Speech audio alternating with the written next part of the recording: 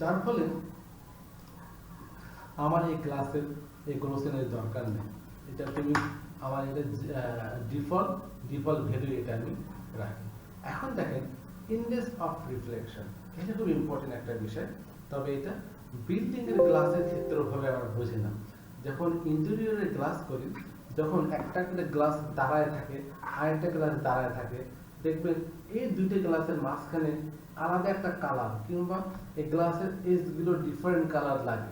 দেখবেন ভালো করে খেয়াল করে দেখবেন লাগে। This is called index of reflection. এটি গ্লাস দেখতে মোর রিয়েলিস্টিক, অনেক সুন্দর লাগে, দেখতে ভালো লাগে, তখন আমরা আসলে এই জিনিসটা ইউজ করি। তবে এক্সটেরিয়র ক্ষেত্রে আমরা ওভাবে ইউজ করি না, পাত্তাও দেই না, কারণ ইন্ডেক্স অফ রিফ্লেকশন আপনার রেন্ডার টাইম কনজিউম করবে, রেন্ডার টাইম বাড়াই দিবে। ওকে, তারপরে আমরা আসি, দেখেন এখান থেকে মোটামুটি সব শেষ। একটা জিনিস এখানে আমার গ্লাসের কালার কিন্তু এখনো নির্ধারণ করিনি আমরা। আমার গ্লাসের কালার কি? আমরা তো জানি এই ডিফিউজ কালার দিয়ে গ্লাসের কালার হবে, আসলে না। আমার গ্লাসের কালারটা ডিপেন্ড করে অনেক সময় এই যে ফগ কালার, ফগ আছে এখানে, এই ফগ কালারের মধ্যে যদি আপনি এই কালারটাই দিয়ে দেন, দেখেন কিন্তু এত এত টিন্টেড, এটা কিন্তু টিন্টেড কালার হয়ে গেছে। এত টিন্টেড হবে না, খুব কম টিন্টেড দেবেন, হালকা টিন্টেড, খুবই কম। ওকে, এই টিন্টেডটা আবার আপনি কপি করে দেন। এখানে রাইট বাটন ক্লিক করতে হয়, রাইট বাটন ক্লিক করলে কপি, কপি কোথায় দেবেন? এখানে আপনি টিন্টেড দিয়ে দেন এই জায়গায়। আবার দেখেন এটা আবার চ্যানেলটা আবার একবারের জন্য নিচে না নেমে না আসে, দেখেন তাই কিন্তু আসছে, আমি কনসিডার করলাম একবারের জন্য নিচে আসছে। ওকে, এটার কালার আমি যাই করি, ব্ল্যাক করে যাই করি, এটা আমার কোনো ভ্যালু অ্যাড করে না। আমার গ্লাসের কালার এটা, এই যে ফগ কালারটা এবং গ্লাসের কালার, এই যে আমার গ্লাস দেখেন, এবং অনেক রিয়েলিস্টিক এই গ্লাসটা। অলমোস্ট এই গ্লাসটা আপনারা ইন্টেরিয়রতে ব্যবহার করতে পারবেন, এক্সটেরিয়রতে ব্যবহার করতে, এক্সটেরিয়রতে অবশ্যই, ইন্টেরিয়রতে ব্যবহার করতে পারবেন। ইন্টেরিয়রতে গিয়ে আসলে গ্লাসের বিউটিটা বোঝা যায়, যে রেন্ডার কোয়ালিটিটা কি ওখানে গ্লাসের, গ্লাসটা কত সুন্দর ফুটে ওঠে। এনিওয়ে আমরা এভাবে ছেড়ে দিচ্ছি। এখানে আপাতত আমার গ্লাস মেকিং প্রসেস এখানে ছেড়ে দিচ্ছি। এখানে আরো কিছু প্যারামিটার আছে, এগুলো এই মুহূর্তে আমাদের প্রতির জন্য দরকার নেই। ওকে, আমি গ্লাসটার জন্য গ্লাসটা অ্যাপ্লাই করে ফেলছি। আমার কন্ট্রোল আই দিয়ে ইনভার্স সিলেকশন, আমি গ্লাসটা অ্যাপ্লাই করে ফেলি। ওকে, আমার গ্লাসটা স্বচ্ছ হয়ে গেছে। দেখেন গ্লাসটার ভিতর দিয়ে আমি দেখতে পাচ্ছি, আমার ভিতরের সমস্ত কিছু দেখতে পাচ্ছি। এই যে আমি এর মধ্যেও করে দিই,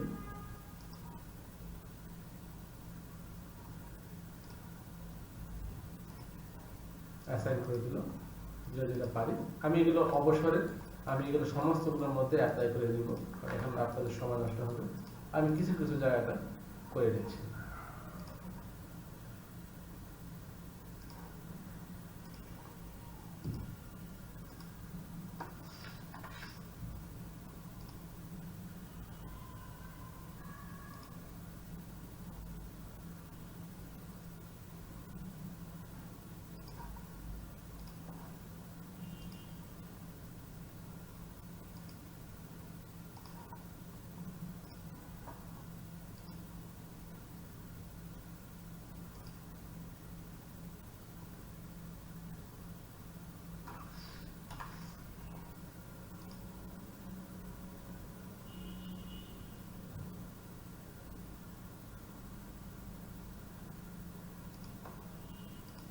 ওকে, আমি এই পর্যন্ত ছেড়ে দিচ্ছি, বাকিটা আমি করে নেব।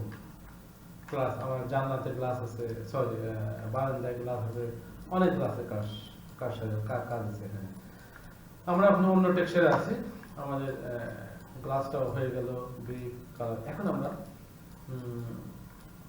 পানি, আমার এখানে কিন্তু দেখবেন একটা পচা পানি আছে, একটা পচা পানি আছে। পচা পানি যদিও এত সবুজ হয় না, কিন্তু এটা যে বোঝানো যায় যে ভিতরে শ্যাওলা আছে, পচা টাইপ পানি।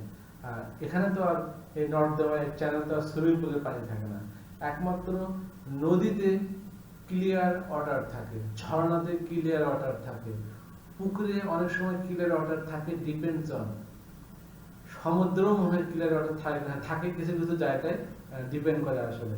আর এই ধরনের যে জায়গাগুলো আমরা ডোবা টোবা পুকুর টুকুর বানাই, এগুলো আসলে আমরা এই ধরনের ওয়াটার ম্যাটেরিয়ালটা আসলে তৈরি করি। তো আমি এখন এই ওয়াটার ম্যাটেরিয়ালটা আপনাদেরকে তৈরি করা দেখাবো। ওকে,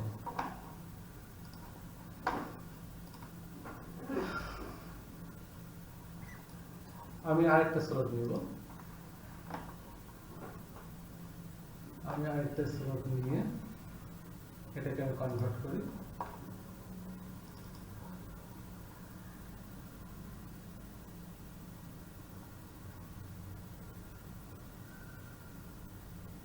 এটাকে আমি নাম দিই কোল্ড ওয়াটার।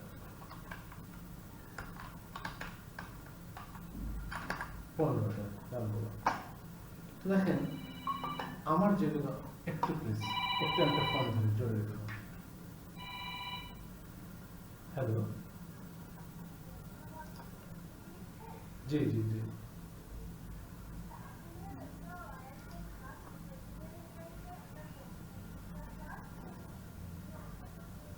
জি, আমি কিন্তু আমরা অলরেডি ক্লাসের মধ্যে আছি।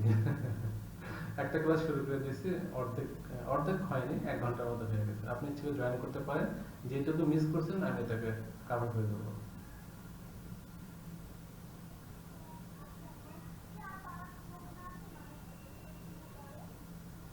হ্যাঁ, আরো অনেক ইনকোয়ারি আছে তো, তো তারা এটা পরে আসলে জানিয়ে দেওয়া হবে আসলে, মানে হবে কি। জি, ওকে। এখানেও আসলে আবার একইভাবে আমার যেমন এটা আমি এটাকে আগে আমি পানির বৈশিষ্ট্য ধরি। অনেকেই আসলে পানি মেক করে মডেলের উপরে নয়েজ দিয়ে বাম্প সৃষ্টি করে বানায়। এটাও ঠিক আছে, এটাও এক ধরনের আছে, কিন্তু ওটা আসলে একটু প্রবলেম হয়। কারণ আমরা যে সারফেসগুলো, আর্কিটেকচার যে সারফেসগুলো বানাই, এগুলো হচ্ছে লেস কি বলে, ভার্টেক্স কম থাকে, সেগমেন্ট কম থাকে। এগুলো আমরা আসলে ওই হাই পলিগন ওয়ালা কোনো সারফেস ইউজ করি না। এগুলো আসলে কোনো হাই পলিগন ওয়ালা নাই। দেখেন এটা যদি আপনি খেয়াল করেন, কিছুই নেই এটাতে। এটা লাইন, আমি লাইন নেমে করছি, এটা এক্সট্রুড মারছি, লাইন দিছে, আর কিছুই নাই এই জায়গাতে, কিন্তু আমার আউটপুট হচ্ছে এটা।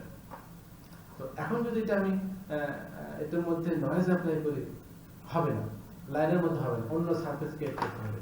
তখনই আমরা একটা ম্যাটেরিয়ালের শরণাপন্ন হই। কিরকম, আমি একদম উল্টো দিক থেকে শুরু করি। এখানে আমার ম্যাপস নামে একটা রোল আউট আছে। ম্যাপস, অনেক কিছু আছে এটার মধ্যে, খুবই ইম্পর্টেন্ট একটা জায়গা এটা। এখানে আমরা অনেক কিছু করি এই জায়গা দিয়ে। বলতে গেলে আমাদের টেক্সচারের যে বিউটিটা মূলত এখান থেকে আমরা অনেক ক্ষেত্রে ফুটে তুলি। এটা এখানে দেখেন লেখা আছে আমার বাম, আমি আগেই বলছিলাম এখানে লেখা আছে বাম। তো বাম্পের এখানে নো ম্যাপ, মানে কিছু টেক্সচার নাই, ম্যাপ নাই। এখানে আমাকে ক্লিক করতে হবে। ক্লিক করে যথারীতি আমার বিট ম্যাপ নেব না, নেব না। আমি এখান থেকে নেব নয়েজ। এই যে আমার নয়েজ এখানে আছে। অনেকে বিট ম্যাপ দেওয়া করে, কিন্তু বিট ম্যাপ স্কেলিং করতে হয়, ঝামেলা। সঠিক বিট ম্যাপ না হলে, বিট ম্যাপ মিস দিলে আরেক ঝামেলা। তো এখানে আমরা নয়েজ দিয়ে ডাবল ক্লিক করি। দেখেন আমার মডেলটার মধ্যে বাম চলে আসছে, নয়েজ চলে আসছে, ঢেউ চলে আসছে কিন্তু এটা। তো এখন দেখেন এই যে প্যারামিটারস, কোঅর্ডিনেটস যেগুলো আছে, নয়েজ প্যারামিটারস, এগুলো আমাকে হ্যান্ডেল করতে হবে, এগুলো নিয়ে কাজ করতে হবে। তবে সবচেয়ে মজার ভালো বিষয় হচ্ছে, আপনি পানি একবারই বানাবেন, সুইমিং পুলের পানি একবারই বানাবেন, পুকুরের পানি একবারই বানাবেন। এতেই আপনাকে সারা জীবন যতদিন আছে আপডেট হবে, আপনি সামান্য আপডেট করবেন, ইউজ করবেন। ইনফ্যাক্ট আমি পানি বানাইছি আজ থেকে 7-8 বছর আগে, তারও বেশি হবে।